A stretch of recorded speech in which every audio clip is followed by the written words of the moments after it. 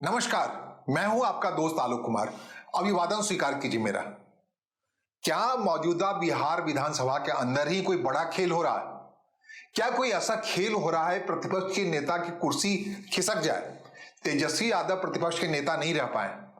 अगर जनादेश की बात करें तो जनादेश एग्जैक्टली जो राष्ट्रीय जनता दल को मिला है वो ये मिला है कि प्रतिपक्ष का नेता उनके पास रहे, और एनडीए को जो प्रचंड बहुमत मिला है उसमें नीतीश कुमार का चेहरा सामने है, नीतीश कुमार मुख्यमंत्री बने रहे। प्रतिपक्ष में 25 सीट से अगर कम आया होता तो कहते हैं प्रतिपक्षी दल का नेता नहीं बन पाते तेजस्वी यादव। प्रतिपक्षी दल के नेता की हैसियत होती है कि वो कैबिनेट मंत्री के दर्जा में होते हैं, लेकिन कह रहे अंदर खाने बड़ा ऑपरेशन चल रहा है। बड़ा ऑप्शन दो तरीके से चल रहा है। एक ऑपरेशन चल रहा है कि जेडीयू विधानसभा के अंदर दूसरी बड़ी पार्टी है, पहली बड़ी पार्टी भारतीय जनता पार्टी है, और भारतीय जनता पार्टी ने एनडीए पार्टनर के तौर पर नीतीश कुमार के नाम पे चुनाव लड़ा था, इसलिए दूसरी सबसे बड़ी पार्टी वाले के नेता नीतीश कुमार को मुख्यमंत्री कबूल किया है। तो एक एक्सरसाइज चल रही है कि कैसे नीतीश कुमार या जनता दल यू एक बड़ी पार्टी के रूप में परिवर्तित हो जाए ताकि आने वाला सफर कंफर्टेबल रहे। दूसरी कोशिश भारतीय जनता पार्टी के अंदर से चल रही है कि कैसे वो एक बड़ी संख्या में अपने को तब्दील कर ले, जो एक कंसोलिडेटेड अंतर हो। अभी फिलहाल जो हैसियत है उसमें 89 90 एक कम 89 विधायक बीजेपी के हैं, 85 विधायक जनता दल यू के हैं। और जैसा कि हमने कहा, प्रतिपक्ष के नेता के तौर पर बिहार में जनादेश के तौर पर राष्ट्रीय जनता दल को 25 विधायक मिले, जिसके आधार पर प्रतिपक्ष के नेता के तौर पर तेजस्वी यादव चुने जा चुके हैं। तो तीसरे सबसे बड़े दल के तौर पर तेजस्वी यादव हैं, आरजेडी है। दूसरे सबसे बड़े दल के तौर पर जनता दल यू है जिसके मुख्यमंत्री हैं, और सबसे बड़े दल के तौर पर विधानसभा के अंदर बीजेपी है। तो अब प्रोबेबिलिटी की बात करने से पहले ये बात साफ समझ लीजिए कि सबसे बड़ी आहट या सबसे बड़े संकट की आहट तेजस्वी यादव की कुर्सी पर है। वो क्या प्रतिपक्ष के नेता बने रह पाएंगे? अभी हाल में केंद्रीय मंत्री चिराग पासवान का बयान आया है कि आरजेडी के बहुत सारे लोग विधायक उनके संपर्क में हैं। ये बड़ा घातक है, ये बड़ा ऑपरेशन है।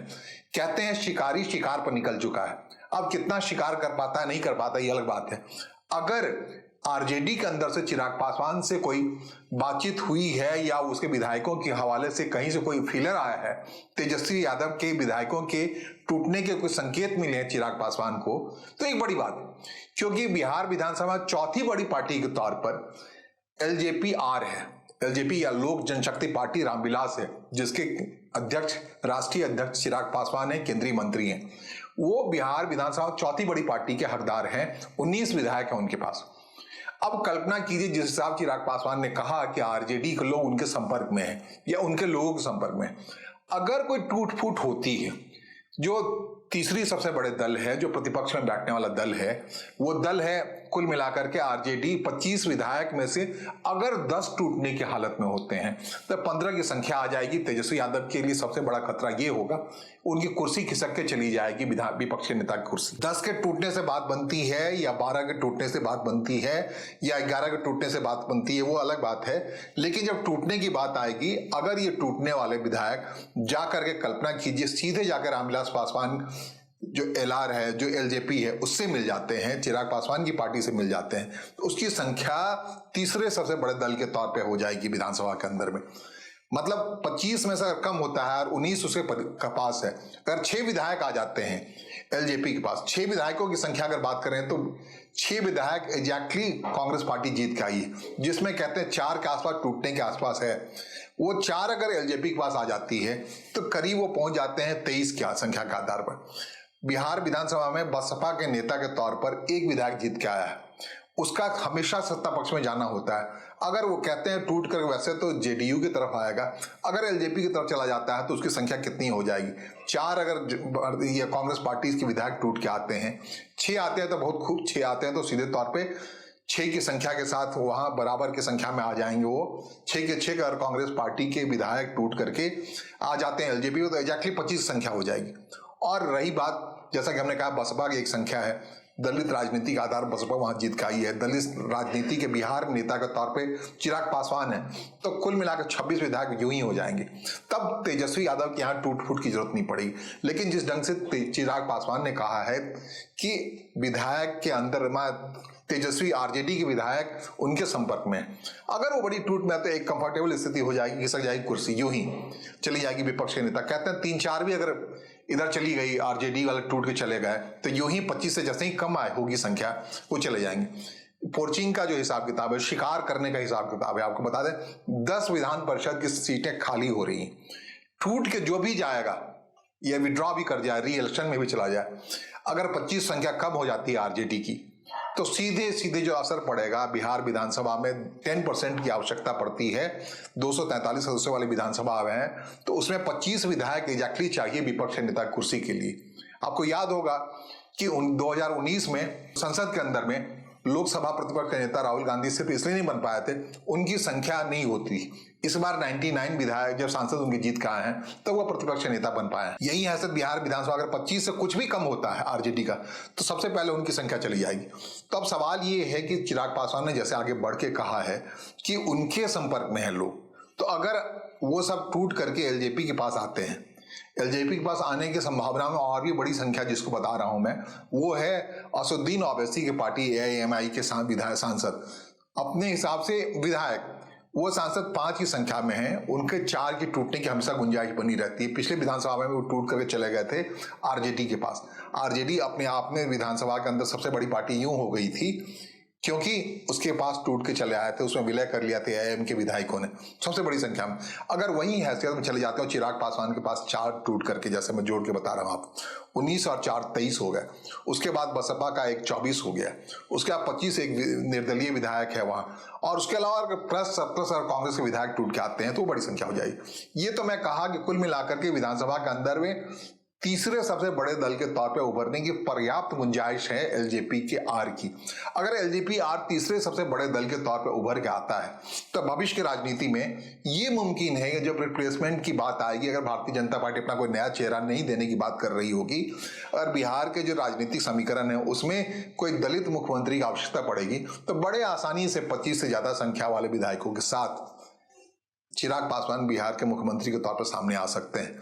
कहते हैं रामविलास पासवान ताउम्र ये सोचते रहे कि कैसे लालू प्रसाद यादव और नीतीश कुमार को लंगड़ी लगा करके मुख्यमंत्री की कुर्सी पर बैठे।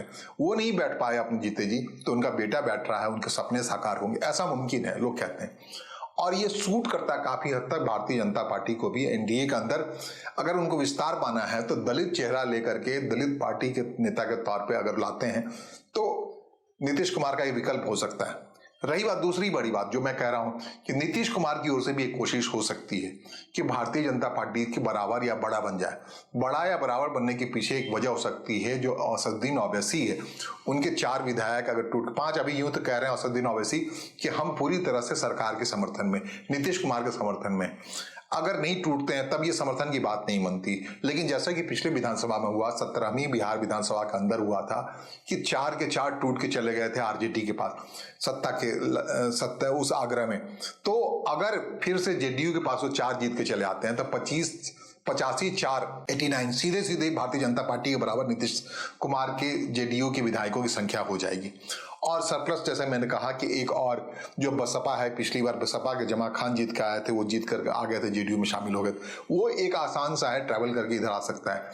एक निर्दलीय के बारे में, संजय प्रसाद के बारे में कह रहे हैं, जम्मू इलाके से जीत के आए हैं वो, चकाई इलाके से, तो वो कहते हैं वो कुल मिला के जेडीयू के ही थे, सुमित सिंह हारे हैं, लेकिन वो ट्रैवल करके आ सकते हैं कुल मिला के। तो एक आसान सा है, जो बिहार विधानसभा की जो मौजूदा स्थिति है उसमें घालमेल होने की संभावना, गुंजाइश बहुत ज्यादा है। और ये सारे घालमेल या गुंजाइश जो कुछ करना है वो एनडीए के पार्टनर दलों को ही करना है। 5 पांडव में से कौन बड़ा बनना चाहता है, कौन ज्यादा ताकतवर बनना चाहता है, वो निर्धारित करेगा। अब सिर्फ इतनी बात क्यों कर रहे हैं, आप जब बात कर रहे हैं 10 विधायक टूट के आने वाली स्थिति में है आरजेडी के, तो वह भारतीय जनता पार्टी के पास टूट के क्यों नहीं आएंगे? आ सकते हैं, मुमकिन है। उस सूरत में भारतीय जनता पार्टी की बिहार विधानसभा के अंदर जो 89 की संख्या है वो 100 के बराबर हो जाएगी और हमेशा से ऊपर हैंड हो जाएगा। तो कुल मिला के कह रहे हैं, जो आने वाले दिनों में रस्साकसी होनी है, विपक्ष में जो पोर्चिंग होनी है, कुल मिलाकर के उसमें उसके निशाने पर कंपटीशन करना है एनडीए ही के पार्टनर दल को, खास करके जनता दल यू को, भारतीय जनता पार्टी को, और एलजेपी में ही प्रतिस्पर्धा होनी है कि कांग्रेस की जो संख्या है 6 विधायकों में से 6 में से 4 के बारे में कह रहे हैं वो कहीं भी लुढ़क के जाने को तैयार हैं। अगले 5 साल तक सत्ता का सुख लेने के लिए आवश्यक है कि जिस हिसाब से जनादेश दे के लोग उसे जिता के लाए हैं वो अपने इलाके के लोगों को काम करें, इसके लिए सत्ता चिपके। अब उन पे है वो जनता दल यू के साथ जाते हैं या भारतीय जनता पार्टी की तरफ आते हैं, या भारतीय जनता पार्टी की तरफ आना उनका इसलिए मुश्किल होगा क्योंकि उनकी वोटिंग पैटर्न है जिस वोटिंग के आधार पर जीत के आए एंटी बीजेपी के तहत। तो फिर उनके लिए ऑप्शन है को चले जाए एलजेपी के पास, जो बहुत शिद्दत से बहुत पहले से बात होती रही है बिहार विधानसभा में कोई दलित नेता हो और वहां मुख्यमंत्री को शपथ ले। तो क्या इसी मौजूदा विधानसभा के अंदर में इस बात की गुंजाइश बढ़ गई है जब शिकारी शिकार पर निकल गए हैं और शिकार होने के लिए तैयार है, मैं उनकी बात कह रहा हूं जो विधायक टूट के इधर उधर जाने के लिए तैयार हैं, तो इसमें जो कंपटीशन है खास करके एनडीए के 3 दलों के बीच में, भारतीय जनता पार्टी के अंदर, जनता दल यू के अंदर और एलजेपी के अंदर जो महत्वपूर्ण पार्टनर है, वो टूट के किधर जाता है, किस पार्टी की संख्या को बढ़ा देता है, किस पार्टी का कर देता है, ये सब कुछ आने वाले दिनों में देखने को मिलेगा। फिलहाल अभी विधानसभा का सत्र शुरू हो रहा है, वहां कौन कितना मुखर रहता है ये भी देखने की बात है। संकट में तो है आरजेडी, लोग कह रहे हैं, बार बार कह रहे हैं कि आरजेडी का भविष्य संकट में है और इस संकट से उबरने के लिए उसके पास कोई उपाय नहीं दिख रहा है फिलहाल। खास करके अभी विधान परिषद का चुनाव होने वाला है, उसके जो महत्वपूर्ण हस्ती हैं जो पॉलिटिकली चेहरे के तौर पे दिखा करते हैं जैसे सुनील सिंह हैं, बाकी लोग, सबकी सदस्यता जाने वाली है, नए लोग आने वाले, उसमें से अगर विधायक को ही या विधायक के परिवार के लोगों को ही आश्वस्त कर दिया जाता है कि भाई ये लो जाओ विधान परिषद जाओ और तुम यहाँ पाला बदल के इधर आ जाओ, तो ये देखने को मिल सकता है, तुरंत देखने को मिल सकता है। हो सकता है नए साल की शुरुआत के साथ ही बिहार विधानसभा के अंदर जो मौजूदा स्वरूप है 25 विधायक को लेकर विपक्ष नेता कुर्सी पे जाती हुई तो दिख रही है, बैठती हुई दिख रही है पहले दिन जहां शुरुआत हो रहा है विधानसभा का सत्र, लेकिन वो कुर्सी उसके पास रहेगा हमेशा या नहीं वो देखना है, क्योंकि बगल में बैठे हुए जो एलजेपी के लोग हैं, बड़े ताकतवर लोग हैं, बड़े होशियार लोग हैं, वो पोर्चिंग की स्थिति में है, वो पोर्च करके अपने पास सीधे ला सकते हैं आरजेडी के लोगों को, या फिर आरजेडी के लोग पसंद करेंगे जनता दल यू में जाना, वो उनको पसंद करना है क्योंकि एक ही पृष्ठभूमि से लड़के आए हैं। तो इस लिहाज से बेहद महत्वपूर्ण है आने वाला दिन देखने के लिए बिहार विधानसभा के अंदर होता क्या है। फिलहाल जो समस्या दिख रही है वो समस्या आरजेडी के अंदर दिख रही है और बल्ले बल्ले में रामविलास पासवान के पुत्र चिराग पासवान दिख रहे हैं, जिनका पूरा इरादा बहुत पहले से है कि वो कह रहा चुनाव के मैदान में उतरते समय उन्होंने कहा था उनका दिल दिल्ली में लगता नहीं, मन तो बिहार में ही है। तो क्या मन बिहार में रखने वाले चिराग पासवान को प्रधानमंत्री नरेंद्र मोदी कोई विशेष आशीष देंगे, वो आसानी से अपने को अपनी कद्दावर स्थिति मजबूत कर लें आने वाले दिन में जब रिप्लेसमेंट की बात आएगी नीतीश कुमार की, तो चिराग पासवान एक महत्वपूर्ण शख्सियत के तौर पर सामने आए। इसके लिए जरूरी है कि जो पोर्चिंग होने वाला है बिहार विधानसभा विधायकों का शिकार होने वाला है, उस शिकार के जरिए चिराग पासवान अपने दल की संख्या बड़ी कर लें। हालांकि ये मौका बीजेपी और जेडीयू भी छोड़ने वाली नहीं है। फिलहाल देखिए आगे क्या होता है। मेरे साथ बने रहिए पल पल की खबरों के लिए, जानकारी के लिए। फिलहाल मुझे सुनने और समझने के लिए आपका आभार, नमस्कार, धन्यवाद।